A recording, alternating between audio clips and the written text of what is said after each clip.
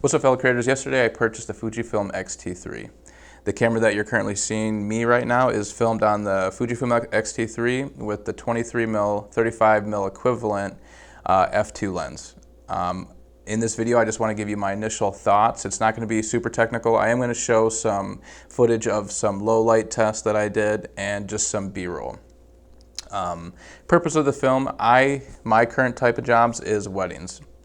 In the past 2 years, I've filmed almost 100 weddings. I've done 45, 46 weddings this year and about the same last year when I first started.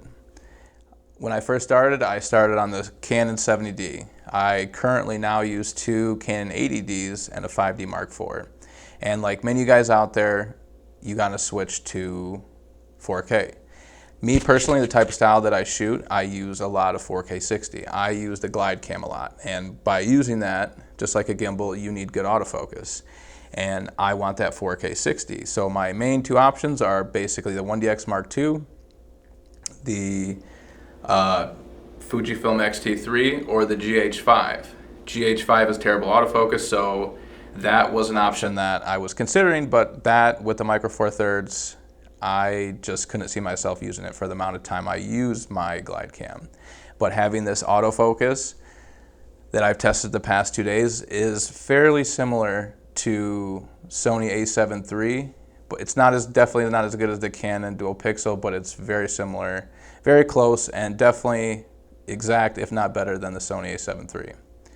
I did a couple of light tests, which I'll show you right here. It does incredibly well. I stacked it next to the 5D Mark IV at about 5,000 ISO, and the 5D Mark IV was literally triple the amount of noise. This thing does actually fairly well. And I use lights at my weddings, so I am completely fine. This thing I'd feel safe going up to about 6,300, 6,500 ISO, and you'd be totally fine. The only thing that I see could be an issue is overheating.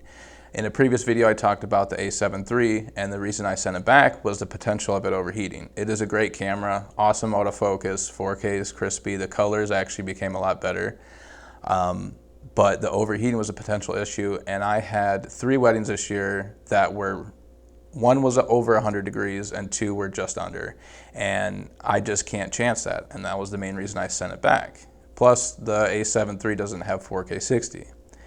So time will tell. I haven't been able to test it. I currently live in Michigan, and I haven't been able to test it outside in 90-degree weather. However, I did do a test in 4K 23, 100 megabit a second, and I did 3 revolutions of 30. There's a 30-minute record limit, but I was able to record for an hour and a half.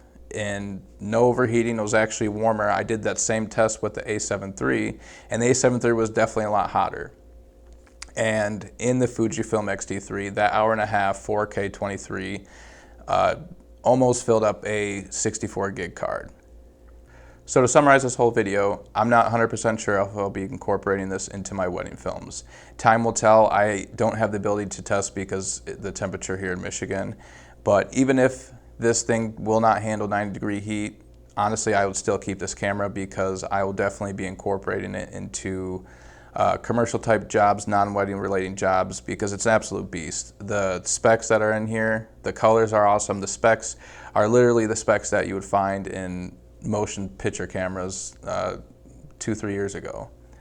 So to conclude, I picked this camera up at a local camera shop in Ann Arbor, Michigan called Camera Mall. I'm not sponsored or anything by any means, but just letting you guys know, I know some of you guys are looking for the Sony A7 III. They had a whole stack of them. If you're still looking for them, I got this Fujifilm X-T3, which is I got the camera with the grip for $16.99, which is also on back order on B&H. So check them out. You might be able to order online. I'm not 100% sure how they operate like that, but if you like this video, like, comment, subscribe, and I'll see you next time. Thanks.